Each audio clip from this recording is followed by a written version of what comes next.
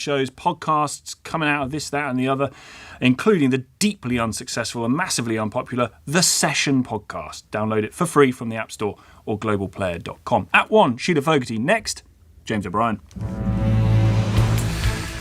Thank you, Tom. The time is approaching 10 o'clock and, as Tom just alluded to, the Mayor of London is about to assume the position and start taking your calls. I suspect that ULEZ will appear. It would, if you've been just for me, though, can we maybe get some questions about something else on the board as well? Or how dare I? I will, as ever, I will be guided entirely by you, your whims and proclivities, but it is now imminent, and as the debate surrounding it gets particularly uglier than I can remember any similar scheme becoming, I do wonder whether there's a bigger story behind why it's drawing so much fire when other cities have just cracked on happily. On your radio, on Global Player, and Play LBC. Leading Britain's conversation. This is LBC.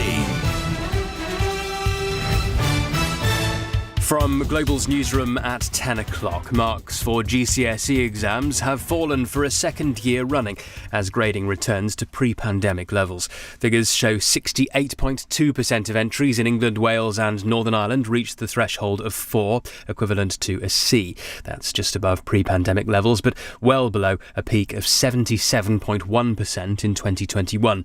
The Schools Minister, Nick Gibb, has told LBC it is the right time to adjust the system. It is important that we get back to normal now with the gradings, same level of gradings we had in 2019 and the years before, and the same level of gradings that we will have going forward. We did actually help students this year with equations and formula sheets, so they had less to memorise. We spaced the exams so they had more time to revise. Security experts say a plane crash in which Evgeny Prigozhin may have died is probably the work of Vladimir Putin. The head of the mercenary group Wagner was among 10 people travelling on a private jet that came down yesterday afternoon. He led a short-lived uprising on Moscow 2 months ago. Figures show the backlog of asylum claims in the UK has hit another record high. More than 175,000 people were waiting for an initial decision on an asylum application at the end of June. That is up by 44% on the same point in 2021. Labour's Shadow Immigration Minister Stephen Kinnock says the delays are acting as a magnet. That is drawing more and more people across the channel. They've wasted time on this unworkable, unethical and unaffordable Rwanda plan rather than investing in our National Crime Agency to crack down on the people smugglers. And they're totally failing to get a returns deal with the European Union. The government says it's introduced a number of measures to help clear the backlog. Japan has started releasing radioactive water from the Fukushima power plant into the Pacific Ocean. It's been collecting the water since March 2011, when a huge earthquake caused a nuclear disaster. Regulators insist the release is safe, but it's prompted China to ban seafood from Japan. The candidates for the Republican presidential nomination have taken part in their first TV debate. The contest was dominated by entrepreneur Vivek Ramaswamy, who has never previously run for public office.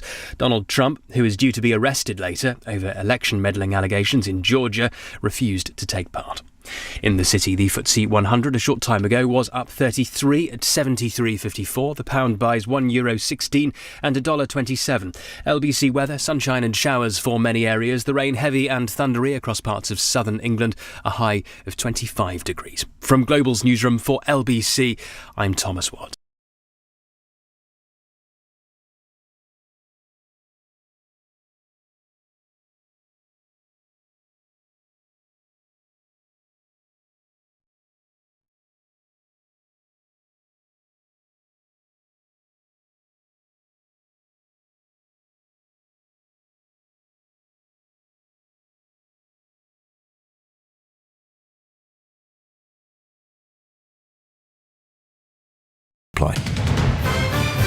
This is LBC from Global.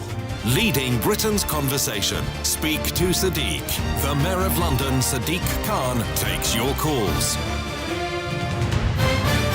And good morning. It is 4 minutes after 10. You're listening to James O'Brien on LBC, where the Mayor of London is limbering up in preparation of taking your calls. If you're tuning into this feature for the first time, then the conversation is driven almost entirely by calls, but I I reserve the right to intervene or insist on sort of further detail or further answering. The number you need, as ever, is 0345 60 60973. You can, of course, text and tweet to your heart's content as well, and I will do my level best to include as many of your contributions as possible. But I think we should probably crack straight on. Good morning, Mr. Mayor. Good to speak to you, James. As ever, looking forward to speaking to not just Londoners, but those from across the country, which is where we go for the first caller, actually. It's from Abbots Langley, and it's Lance, I think. Lance, good morning. Good morning, Sadiq. How are you? I'm all right, you know. Well, but I'll review that answer after your question. Yeah, right, Sadiq, my question is, I'm a window cleaner. I carry a lot of water in the back of my van. I'm based in Abbots Langley, so I can't get the scrappage thing. I do blocks of flats. So yesterday I drove into the ultra low emission zone, 50 metres, stopped my van all day long, cleaned the block of flats, finished the job, drive 50 metres out of the low emission zone. So basically, I've done 100 metres that day in the low emission zone. It's going to cost me £12.50. But is there any way around that? I mean, do you think that's fair? I mean, the mileage that I've done is 100 metres. I've got several jobs like that. So I don't know, Lance, if... So Lance, firstly, thanks for your question. Look, there are many window cleaners in London as well who simply can't use the tube, bus or public transport and need a vehicle to get around, which is why I expanded the support we give to vans, minibuses and cars. Unfortunately, I can't use London taxpayers' money to support people outside of our great city, including you. But what I've been doing is lobbying the government, saying, look, the government rightly is giving financial support to those in Bristol, Birmingham, Portsmouth, elsewhere. But they're refusing to give any financial support to either Londoners or those in the home counties like you who are doing a hard day's work and can't yet pivot towards a van that's newer than 7 years or a car that's newer than 17 a year. So, Lance, I'm going to not give up in relation to lobbying the government for more support. The Surreys, the Hertfordshires, the Kents and others have also been making the same points you're making in relation to support for the home counties. But I hope you'll appreciate why I've got to focus the limited resources I have, and that's City Hall resources, not government resources, to Londoners. And I have recently announced for a small business, everyone who employs up to 50 people can receive support, 3 vans of support and £7,000, including support to retrofit their van. What I can't do, Lance, is use London taxpayers' money for non-Londoners. But I tell you who can, that's the government. Do you think they would be doing this? Can we just run through, with your help, who started what? Because there was an ultra-low emission zone in place before you became mayor, or is that right? So this government passed what's called an air quality directive, which required cities to clean up their air because most of the air pollution, and by the way, the air pollution is not inevitable, it's preventable, happens in cities. So the government says, listen, there's this directive now, you've got to clean up your air. The best way to clean up air is by clean air zones, and the government required cities to have clean air zones. We call them ultra-low emission zones. And they gave money towards cities like Bristol, Birmingham, Portsmouth and other cities towards the clean air zone.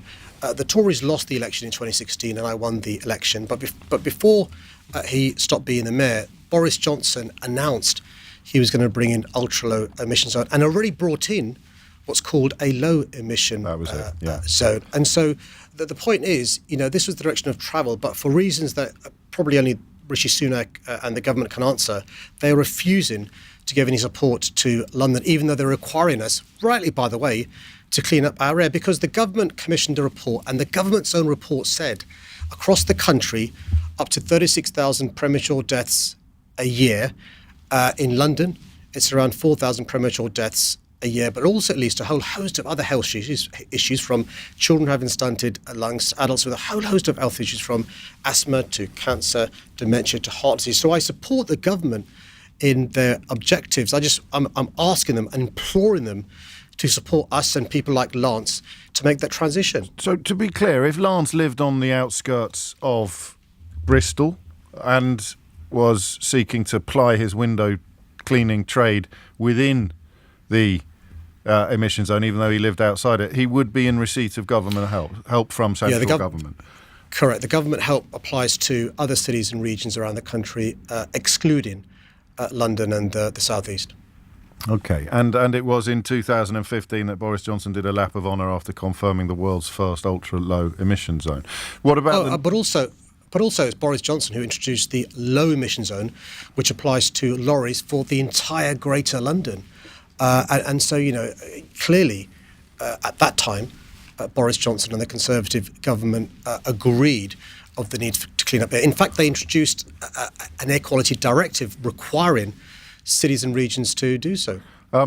Lars, a few people and I hope you'll take this in the spirit that it's intended, a few people are suggesting either that you get a longer hose or that you park on the edge of the zone. I'll tell you what, I actually did think about that. I could probably, there's one block of flats, I could probably get it with my hose.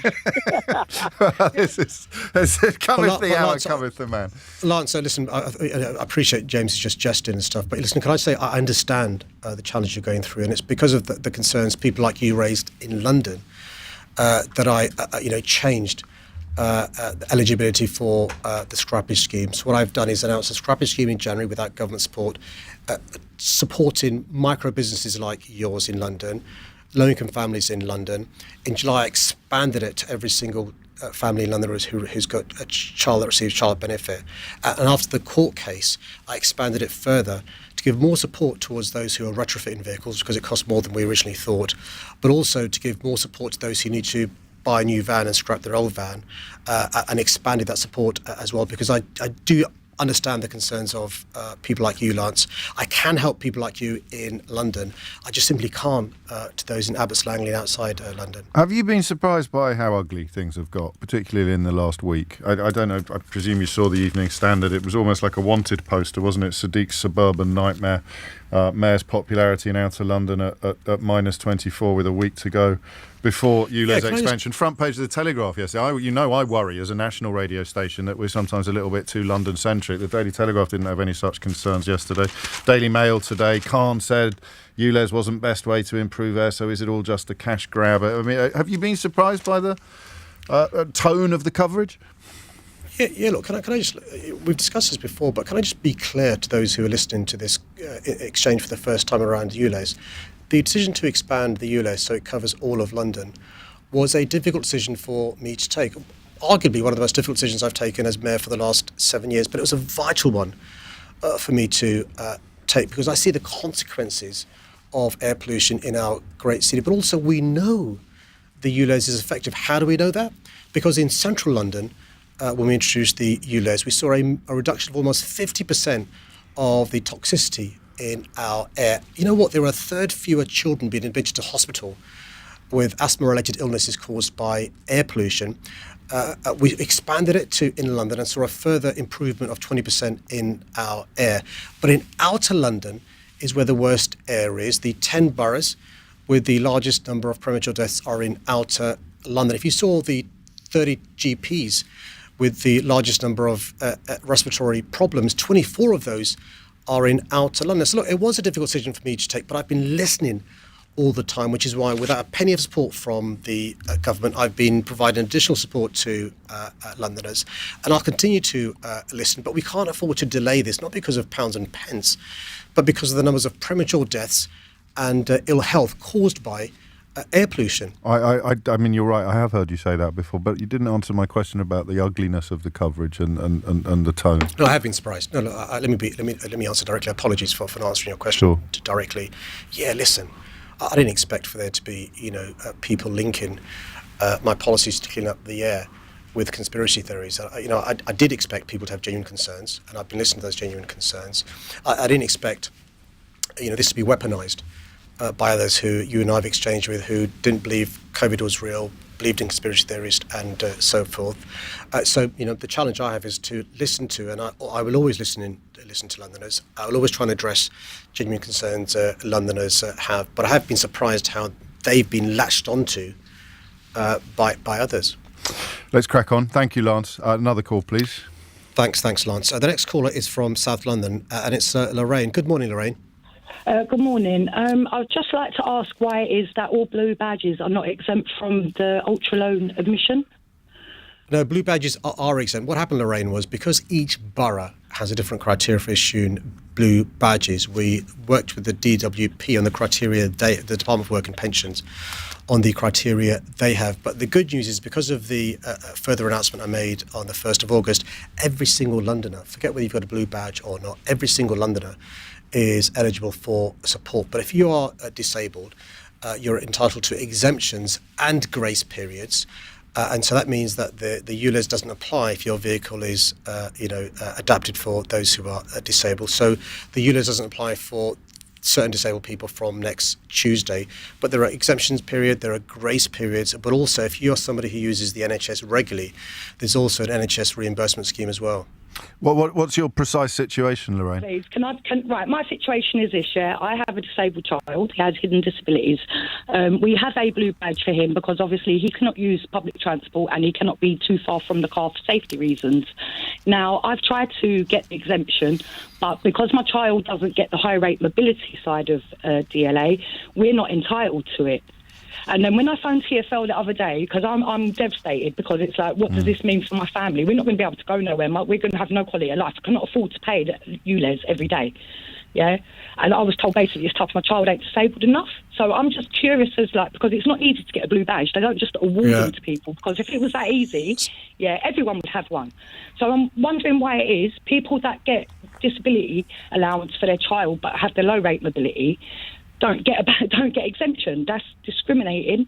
I find that you're picking on us. It's not fair.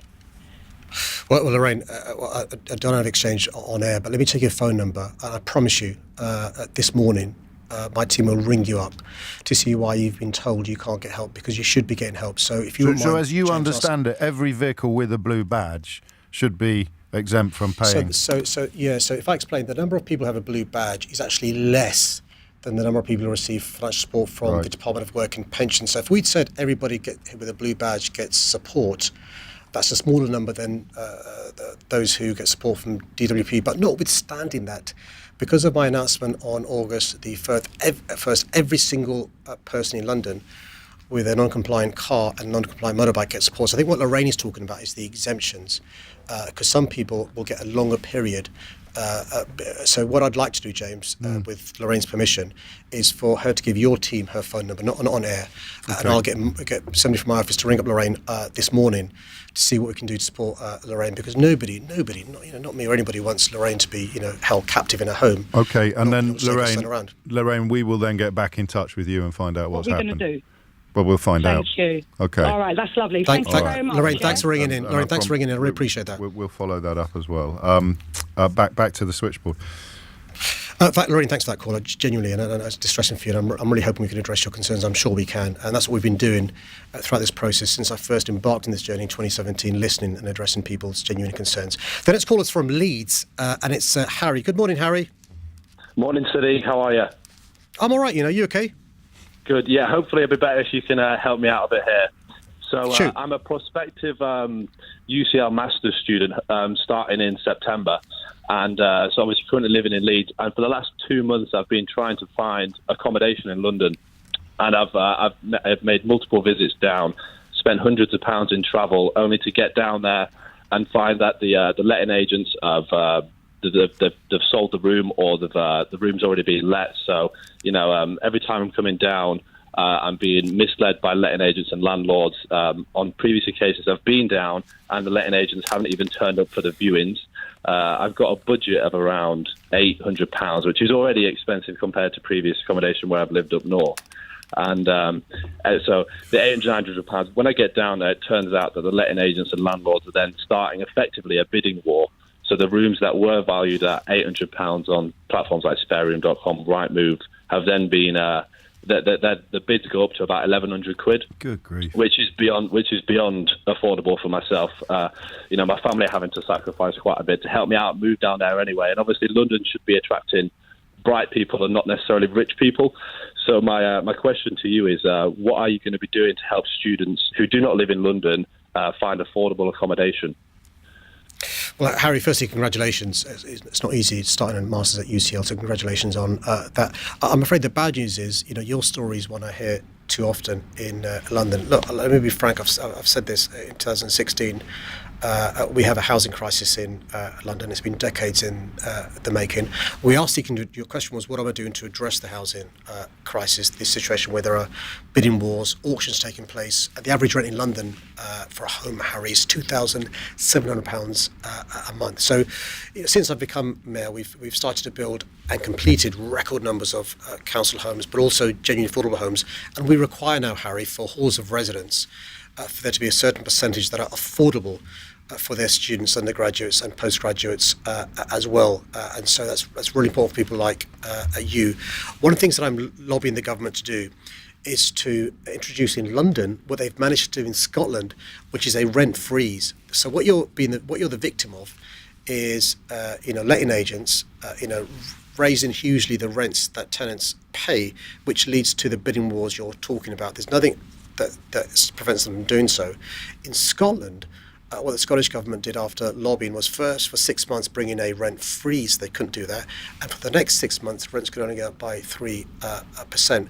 So far the government has said no, but the government have listened in previous campaigns we have to avoid, for example, paying a letting agent's fee and so forth. But at the core of this, Harry, is we've got to build far more genuinely affordable homes in London, increase the supply. It's nothing specific to students. You can't put the frighteners on UCL and insist that they do more to provide accommodation for people like that. To give UCL credit, UCL and many other universities in London are building student accommodation, and they're working with us to make sure the student accommodation is affordable. But UCL and other universities in London have more students than there is halls of residence, and that's been the issue in London, because we've got more universities in London than any city in the world. And Harry, the other thing you will know is many of our students in London now aren't leaving London because they stay at home. So they're not even going to halls of residence, and they're going to the university nearest to them. You're fortunate you get to experience another city, but my worry is you're being priced out. And the reason why it's concerned, Harry, commute from Leeds. Harry, right. Is there any prospect of you not being able to take up your place if this situation doesn't improve shortly? Well, I do have family friends that live probably an hour and a half, 2 hours out of London. Right. Living in Leeds, it's a 3-hour journey down, obviously. But yeah. So, I'd have to shack up with some family friends, just outside of London. And the problem is the letting agents and landlords are expecting people to do viewings on the day. Yeah. And so you get in touch with them and say, I want to arrange, a few viewings for tomorrow because I've got a bit of spare time. So you go on all the platforms, you start messaging people, and then they say, okay, well, we're doing viewings today at 3:00, and it's like, well, I can't get down to London for that. And then my experience has told me now that the rooms have gone. So, Harry, it's even worse than that, Harry. Some landlords and some letting agents are asking for a year's rent at the beginning. And if you can't provide a year's rent, on day one, they're not giving you the property and stuff, and it's causing real heartache to not just students, undergraduates, postgraduates, but to families as well. And that's why I say, in the medium to long term, we've got to be building far more genuinely affordable homes, student accommodation. In the short term, though, there is something the government can do really, really easily, which is to freeze the rents and not have a situation where letting agents can do what they're doing to people like you. And those viewings, the 1 hour viewings, what happens is, Harry, you'll know this, dozens of people turn up during that 1 hour window, and he or she who bids the highest gets the accommodation even above the asking price. That's why it's so difficult. And also, I know you know this, Harry, but if you are shacking up with family friends, then you will be in town once you've started or once you've moved to London to get to those viewings quicker on the day. So hopefully it won't be a permanent arrangement. But that's just me trying to be helpful. It's not got anything to do with the politics of the situation or the urgency of the scenario you find yourself in. 23 minutes after 10. Staying with matters educational, London students have, we've learned this morning, performed best in England in GCSEs. Why is that, do you think? Well, about 20 years ago, there's something called the London Challenge, which was introduced, which is basically giving schools in London who'd been performing badly in previous decades, and it was the Labour government that did that, additional monies because of the inequalities in London. That's fantastic. But frankly, the reason why the children are doing so well is because of their hard work, their teachers' hard work, the families' hard work, and I congratulate every single child who's done well. Can I make this one point, though? There are some children who may be listening with mum and dad and carer who may not have done as well. Don't be despondent, don't be gloomy, don't be depressed. You always get a second chance. And so I know rightly there'll be some really proud parents, really proud children, really proud teachers. But I always think we should spare a thought for those who may be disappointed today, and also make this point, which is, you and I both have talked about this generation being the COVID generation, how difficult it's been for the last 2, 3, 4 years. And so, congratulations to all who have done well. It's because of your hard work, your teachers' hard work, and your family's hard work. And if you haven't done so well, honestly, speak to your school careers department. There are other things available for you to do if you can't do retakes next year. Well, how did you do in yours? I did all right. So I'm of the generation who did O-levels, if you remember. Yeah, no, I was too. So I did okay my O-levels and my A-levels, but I don't think, if I'm honest, there was a pressure from my parents in the sense there is, the social media and so forth there is now. So nowadays there is so much pressure on your kids to do well. It's talked about in the media. There's a social media presence. There's what your mates did, and so forth. But the key thing is not to give up. One of my brothers didn't want to do studies, so he got an apprenticeship, and he's arguably the most successful member of the Khan family, a motor mechanic. And so there's not a one size fits all in relation to this. Okay, back to the phones. The next caller is from South London, and it's in Brixton, and it's Charlie. Hi, Charlie. Hi. Thanks for having me on. Pleasure. I saw this week that the Tory mayoral candidate made some, in my opinion, pretty disgusting comments about Notting Hill Carnival. And claiming that the black community had a problem with crime. Diversity is one of our biggest strengths, and Notting Hill in particular, which I normally go to, is a great example of that. So for a mayoral candidate to say something like that has really shocked me. This is Susan Hall, Charlie, who said that the Notting Hill Carnival was dangerous and that there were problems with crime in the black community. And it should be moved, I think, is perhaps the crucial point. David Lammy is... go on, what's the question? So my question was, especially times like this, we should be celebrating and embracing London's diversity rather than causing division. So my question is, twofold, I guess. One, Sadiq, do you agree with her comments? And two, if you don't, then should those types of comments rule someone like Susan Hall out of, leading a city like ours, which is extremely diverse? Well, Charlie, thanks for your question. Look, I spent last night at an event in City Hall where we remembered, reflected and honoured people who were, the honouring was those involved in the abolition. The remembering and reflecting was those responsible for the transatlantic slave trade. And I'm afraid, Charlie, we're still seeing some of the consequences of one of the worst crimes against humanity ever perpetrated, if not the worst. And actually, there are institutional systemic issues in our city and our country. There is structural racism. I've talked about that previously. Are you accusing Susan Hall of that? No. What I'm saying is, these issues, should be discussed in a nuanced, sensible way. And I worry when politicians and leaders talk in sound bites to try and get a round of applause or to appeal to a certain audience. I'm also worried, and I said this last night in my comments, about crude culture wars. That's what I was leading to, Charlie. And I worry, and I'm somebody who feels like I'm a pawn in these crude culture wars often, some of the language politicians use. It's for my Tory opponent to explain her comments. But I'll tell you this, Charlie, I, like you, will be at Carnival this weekend. It's worth reminding people of our history. So the Carnival began in 1959 after race riots, where the black community in that part of London there were slums, and the black community were put in those slums in Notting Hill, decided to organise a festival with calypso music, reggae and so forth to celebrate, black culture. In 1966, the first carnival began as it currently is, and I think it's a wonderful occasion over those 2-3 days where hundreds of thousands of people come together, whether it's the floats, whether it's the steel bands, whether it's the calypso, whether it's the reggae, celebrating our diversity, which, like you, I believe is a strength, not a weakness. The reason why I mentioned slavery, James, was because I think the causes of crime are complex, but actually causes of crime are to do with deprivation, poverty, lack of opportunities. And those are some of the legacies of the transatlantic slave trade. And, there are some people who made huge benefits from the slave trade. Go to the City of London, the Square Mile, you see some of the benefits of the slave trade. But there are lots of people and I'm talking about those Londoners from African Caribbean descent who suffered the consequences adversely. And that's what I meant in relation to structural racism. But Charlie, listen, it's for Londoners when it comes to the election on May the 2nd to choose whether they want to have a candidate who wants to be the mayor for all Londoners or a candidate who talks in those terms. We did discuss some of those issues on yesterday's programme. If you missed it, it is, of course, available from Global Player. Charlie, thank you. Another call, please, Mr. Mayor. Hi, the next caller is from Twickenham, and it's Anne. Good morning, Anne. Good morning. Hiya. Okay. Yeah, hi. My question, obviously I sympathise with the previous, I don't know whether it's previous caller, but, people trying to find accommodation. And it's even worse when people are coming down from the north because we have been looking for our friends.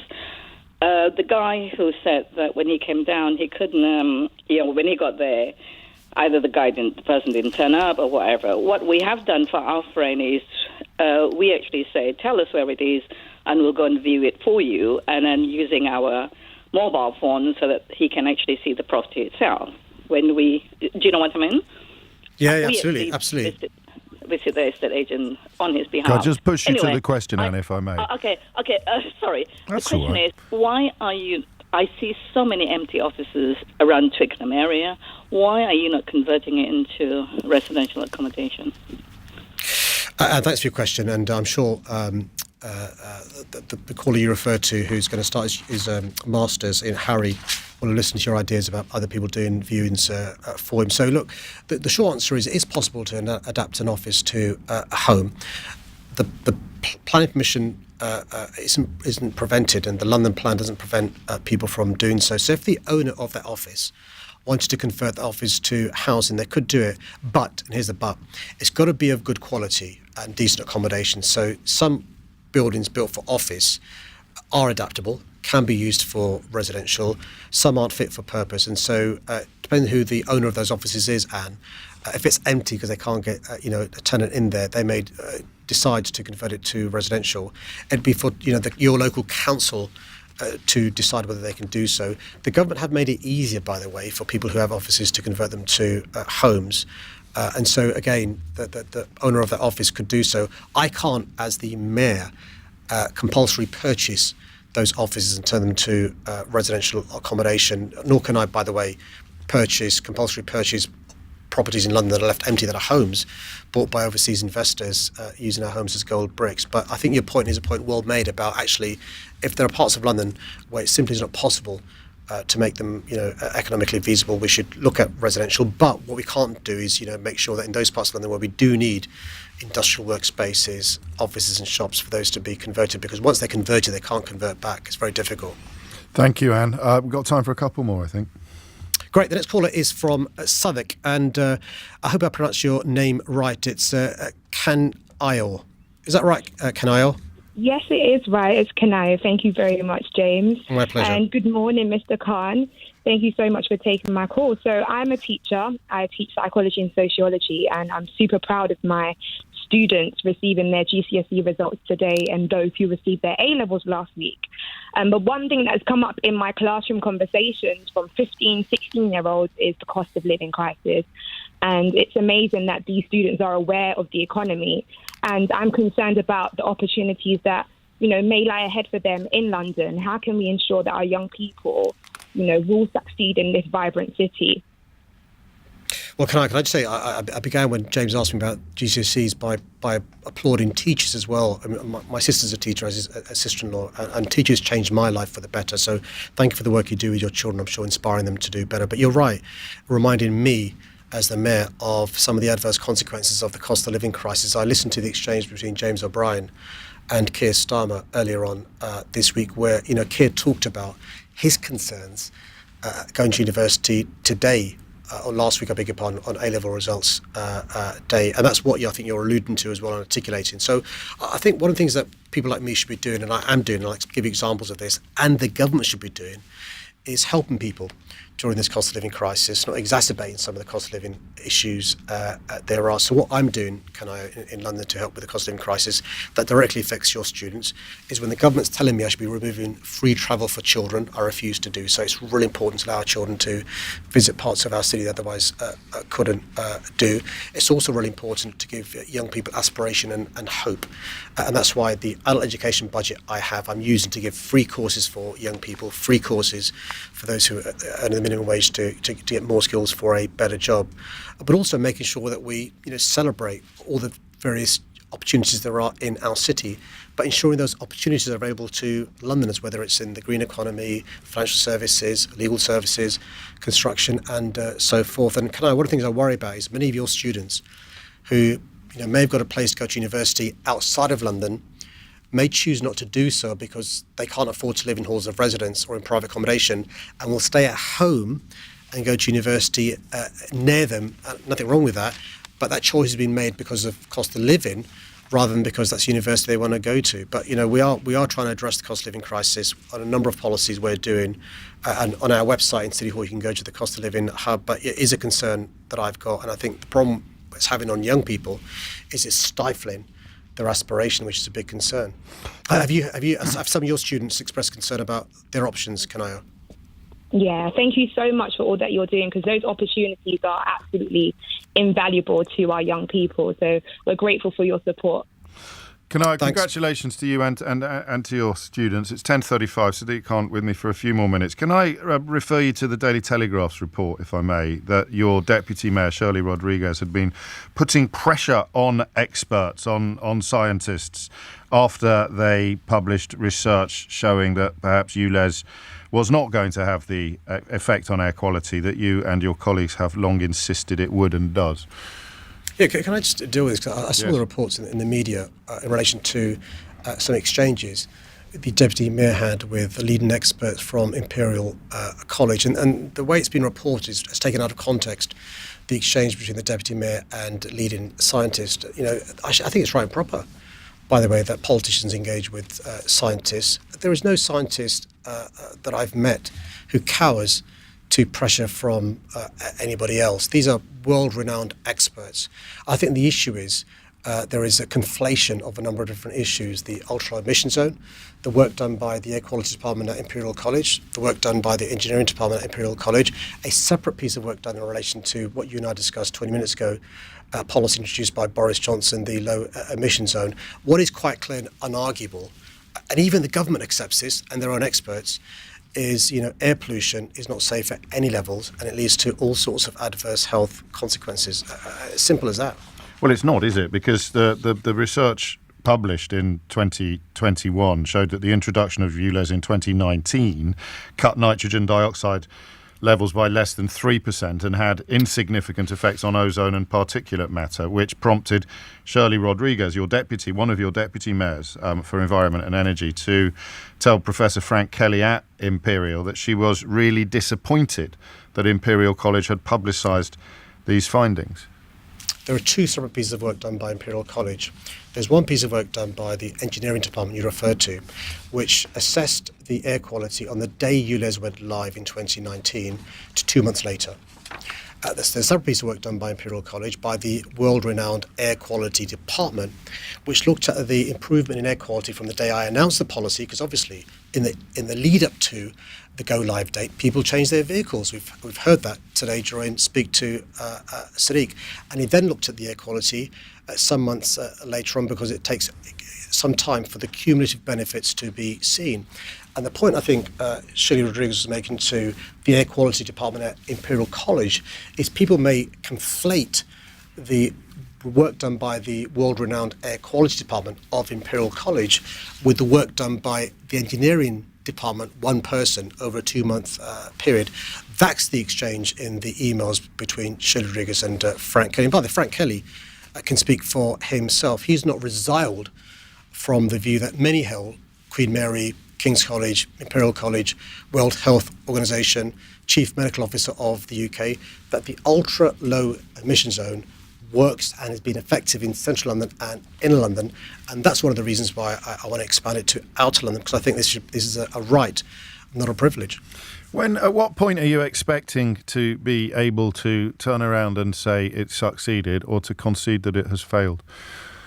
I think what happens from Central London and Inner London experiences, roughly speaking, a month or so after the go live date, we can tell how many vehicles are compliant or non-compliant. And then 6 months afterwards, there's a piece of preliminary work being done, which is preliminary work being done about some of the results of particulate matter and nitrogen dioxide. And it's a year after the go live date, you can see any benefits or disbenefits. That was our experience with 2017, 2019 and 2021. I don't see any reason why that should be different. So the short answer is about 6 weeks after go live, I'll be able to tell you how many vehicles are compliant, not compliant. 6-7 months afterwards, raw data. 12 to 30 months afterwards, we can say how successful it's been or if it's not been successful. And I suppose there's no way of counting the people whose lives and livelihoods, and we've heard from a few over the last few months on Speak to Sadiq, whose lives and livelihoods are going to be severely compromised. There's no... Yeah, can I address those people head on? Yeah, no, sure. I just say this, look, we had similar concerns in relation to window cleaners in outer London not being able to do gigs in central London. Musicians, when I brought in the central London ULEZ, musicians who live in outer London not being able to go into central London. I was told central London would become a ghost town because of the central London ultra-low emission zone. The good news is that didn't happen, but air quality improved. In inner London, I was told similar things. You'll remember that at the last mayoral election in 2021, my Tory opponent then campaigned against the expansion of the ULEZ to Inner London, South Circular and North Circular. Again, we were told those in outer London and outside of London would no longer go to Inner London and Central London because of the expansion. And so all I'd say to reassure people who've got, by the way, James, I accept they've got genuine concerns. I'm not in any way saying Lance's call wasn't genuine and he's not genuinely concerned. I accept people are. All I'd say is the evidence is actually most vehicles are compliant. We've gone from 44% of vehicles being compliant in 2017 to cars, I beg your pardon, to cars being compliant, to 97% cars in inner London, 9 out of 10 in outer London. And so more than likely you're compliant and won't be affected, although you see the benefits. And if you aren't compliant and you live in London, there is now support available for every single person affected. 10:41 is the time. Final question. Dawn Butler is my guest on Full Disclosure this week and announced her ambition to become Mayor of London one day. When do you think that there might be the need for a different Labour candidate? Well, I've got the declaring interest, which is Dawn's one of my best friends. And we don't normally fall out, but if she comes for me in the next, 6 months, we'll have words and stuff. But look, I'm quite clear in relation to why I ran to be mayor. It's the London promise that's important to me, which is my ability, as long as I can, to be the helping hand that allows Londoners who work hard to fulfil their potential. I'm thoroughly enjoying this job. I'm thoroughly enjoying giving back to the city that gave so much to me and my family. Looking forward to the campaign when it begins in earnest against my Tory opponent, Susan Hall. And looking forward to serving, the next term, and let's wait and see. Sadiq Khan, Mayor of London, many thanks indeed. Speak to Sadiq will no doubt return next month. 10:42 is the time. You are listening to James O'Brien on LBC. I'm tempted next to move from London politics to Scottish politics. When the leaders speak. Halve inflation, grow the economy, reduce debt, cut waiting lists and stop the boats. Free at the point of use and it's paid for by general taxation. Those two principles are sacrosanct for me. They speak with you. Rob, the answer is no. Jack, thanks for calling. This is a great question to start with. Your questions. Do you think your refusal to negotiate with us improves morale? Does he agree that the Rwanda policy is illegal? Do you think that you are being hypocritical? What can you do to help me? On the issues that matter to you.